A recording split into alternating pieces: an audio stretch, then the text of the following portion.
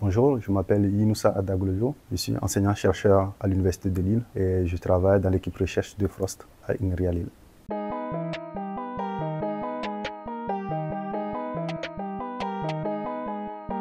SOFA est une plateforme open source qui est utilisée pour faire de la simulation médicale, de la chirurgie mini-invasive. Ça peut être justement pour l'apprentissage, permettre aux apprentis chirurgiens d'avoir un cadre sécurisé où ils peuvent tester certaines pratiques. On a aussi le cas où ils ont des opérations un peu complexes et du coup ils peuvent utiliser SOFA pour préparer leur opération.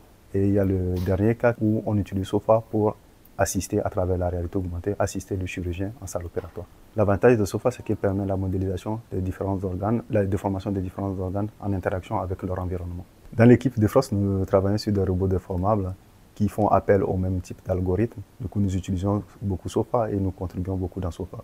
Et dans le cadre du projet Robocop qui vient de s'achever, nous avons utilisé SOFA pour faire la modélisation d'un implant cochléaire actif qui est capable de se déformer sur commande. Nous avons utilisé SOFA pour modéliser l'implant et l'implant avec son milieu, c'est-à-dire la cochlée et son interaction avec la cochlée.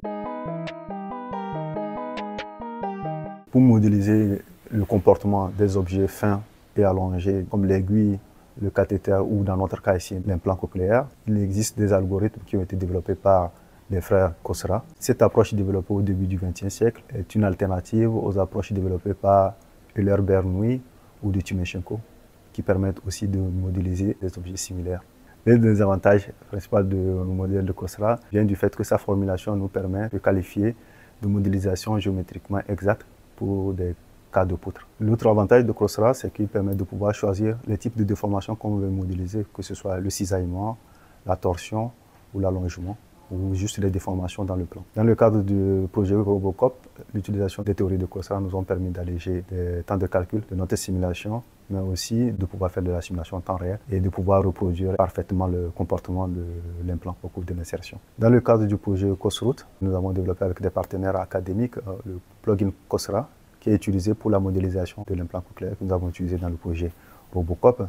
Ce plugin permet également la modélisation des objets fins et allongés comme l'aiguille, le cathéter ou parfois aussi des robots souples qui ont des formes allongées.